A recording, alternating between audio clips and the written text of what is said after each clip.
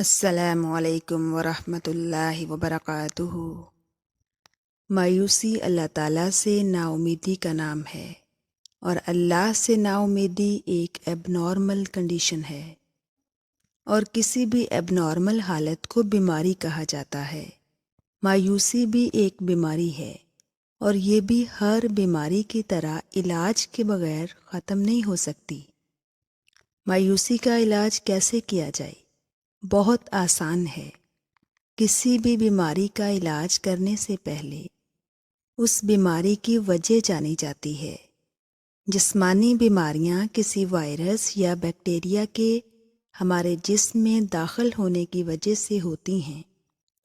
بالکل اسی طرح مایوسی کے پیچھے بھی کوئی خاص ایجنٹ ہے جو اس کی وجہ بن رہا ہے۔ پتہ ہے وہ کیا ہے؟ سورہ زخرف میں اللہ تعالیٰ کا اس بارے میں ارشاد ہے، اور شیطان تمہیں روک نہ دے، بے شک وہ تمہارا کھلا دشمن ہے۔ وہ شیطان ہے، آپ کی جان کا نہیں بلکہ آپ کی روح کا دشمن۔ وہ آپ کو ہر اس راستے سے روکے گا جو اللہ کی طرف جاتا ہے۔ شیطان وائرس یا بیکٹیریا کی طرح ہمارے جسم پر حملہ نہیں کرتا، بلکہ وہ ہماری روح کا شکاری ہے۔ مایوسی بھی تو جسمانی بیماری نہیں ہے، یہ تو روح کی بیماری ہے۔ ابلیس جانتا ہے اصل چیز روح ہے، جو باقی رہ جانے والی ہے، جو لافانی ہے، اسی لیے وہ بھی آپ کی روح کا ہی شکار کرتا ہے۔ وہ ہر طرح کی منصوبہ بندی کرتا ہے آپ کی روح کو نقصان پہنچانے کے لیے۔ وہ روح کے دفاعی نظام پر حملہ کرتا ہے۔ پتہ ہے روح کا دفاعی نظام کیا ہے؟ اللہ تعالیٰ پر کامل یقین۔ جب اللہ پر سے آپ کا یقین ڈگمگانے لگتا ہے، تب خود بخود آپ کا دفاعی نظام کمزور ہونے لگتا ہے۔ تب ابلیس کی راہیں روح تک رسائی حاصل کرنے میں ہموار ہونے لگتی ہیں۔ اب تو آپ اس کے کنٹرول میں ہیں۔ اب تو بات بات پر آپ کا اللہ پر سے یقین ڈگمگائے گا۔ اب آپ پر اگر کوئی پریشانی آ گئی، کوئی مشکل آ گئی، کوئی آزمائش آ گئی، اور آپ نے اللہ سے مدد مانگی، بالفرض وہ مدد آپ کو نظر نہ آئی، وہ اللہ کی حکمت کے باعث پوشیدہ تھی، وہ اس صورت میں نہ تھی جس میں آپ چاہتے تھے، تو کیا کریں گے؟ آپ تو جو دنیا میں نظر آ رہا ہے اسی پر یقین کر بیٹھیں گے۔ آپ کو غیب پر یقین کرنا کیسے آئے گا پھر؟ اللہ غیب ہے، اس کی مدد غیب سے ہے۔ وہ مدد جو نظر نہیں آتی لیکن جادو کی طرح سب ٹھیک کر دیتی ہے، مگر آپ کو تو وہ کہیں دکھائی نہیں دے رہی۔ شیطان بھی آپ کے ساتھ ہے، ہر لمحے آپ کو بہکا رہا ہے۔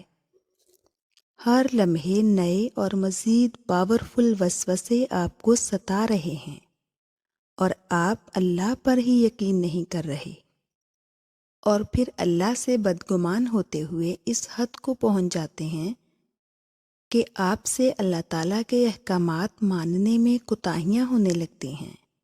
آپ گناہ پر گناہ کرنے لگتے ہیں اور آپ کو محسوس بھی نہیں ہوتا، اور پھر جب اتنے گناہ اکٹھے ہو جاتے ہیں تو شیطان اپنا سب سے پاورفل حربہ آزماتا ہے، آپ کو اللہ کی رحمت سے بھی نا امید کر دینے کا۔ پہلے اللہ کی مدد سے اس نے آپ کو نا امید کیا، اب وہ اس کی رحمت سے آپ کو نا امید کرے گا۔ کیا آپ نہیں جانتے یہ وہی ابلیس ہے جس نے حضرت آدم علیہ السلام کو سجدہ کرنے سے انکار کیا تھا، اور اب آپ بے دھڑک اسے سجدہ کرتے جا رہے ہیں۔ وہ آپ کو جھکا رہا ہے اپنے سامنے، اور آپ جھکتے جا رہے ہیں۔ آپ کو کس نے کہا ہے کہ آپ اب بچ نہیں سکتے؟ آپ بچ سکتے ہیں اب بھی، اپنے باپ آدم کے نقش قدم پر چل کر۔ یاد رکھو، گناہ کے بعد ابلیس کے پیروکار نا امید ہوتے ہیں، لیکن سنت آدم نا امیدی تو نہیں ہے۔ سنت آدم تو نادم ہونا ہے، ندامت میں ڈوب جانا ہے۔ ندامت نا امید ہونا تو نہیں سکھاتی، ندامت تو توبہ کا دروازہ کھولتی ہے، وہی دروازہ جو حضرت آدم علیہ السلام پر بھی اللہ تعالیٰ نے ان سے خطا ہو جانے کے بعد کھولا تھا۔ اللہ کا در تو تمام انسانوں کے لیے ہمیشہ کھلا ہے، وہ خود تک آتے راستوں کے دروازے تو کبھی بند نہیں کرتا۔ کیا ہوا اگر خطا ہو جائے اور آپ نا امیدی کی طرف چل بھی پڑیں، لیکن اگر آپ فوراً اپنا احتساب کر لیں، دو راستے تو ہمیشہ انسان کے پاس ہوتے ہیں۔ ہاں، ایک راستہ مشکل ہوتا ہے لیکن ناممکن تو نہیں ہوتا۔ آپ فوراً استغفار کرنے لگ جایا کریں نا، آپ بار بار توبہ کرنے لگ جایا کریں۔ نا امیدی ستانے لگے تو آپ استغفار پڑھیں۔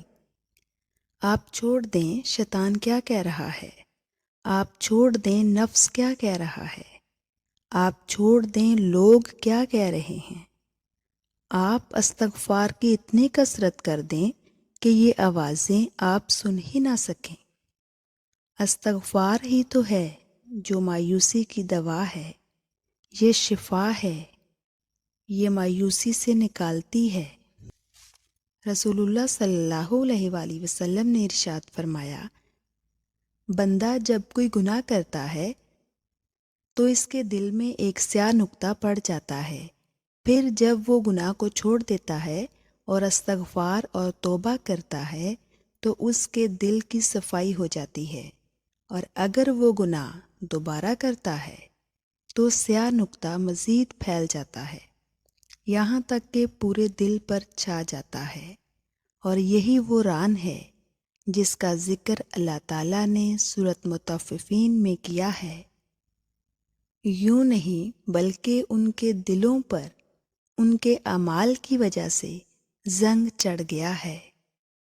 آپ کے اور میرے جیسے نا امیدی میں پھنسے ہوئے لوگوں کے لیے اللہ تعالیٰ امید کے دروازے پھر بھی کھولتے ہیں اور فرماتے ہیں، اور جن کا حال یہ ہے کہ اگر کبھی ان سے کسی بے حیائی کا ارتکاب ہو جائے یا اپنے اوپر کوئی اور ظلم کر بیٹھیں تو فوراً انہیں اللہ یاد آ جاتا ہے، بس وہ اس سے اپنے گناہوں کی بخشش مانگتے ہیں، اور کون ہے جو معاف کر سکے گناہوں کو سوائے اللہ کے۔ تمہیں تو بس ایک اس کی طرف لوٹنا ہے، تمہیں توبہ اور استغفار کرنی ہے، تمہیں تو بس واپس قرآن کو تھامنا ہے، تم نے تو واپس اللہ کے احکامات کو دل و جان سے قبول کرنا ہے، اور تم نور سے مالا مال ہو جاؤ گے، تمہارا دفاعی نظام پھر سے پاورفل ہو جائے گا، پھر تمہیں شیطانی وسوسے بھی تنگ نہیں کریں گے۔ اور بتاؤ پھر تم اداس اور نا امید کیسے ہو سکو گے؟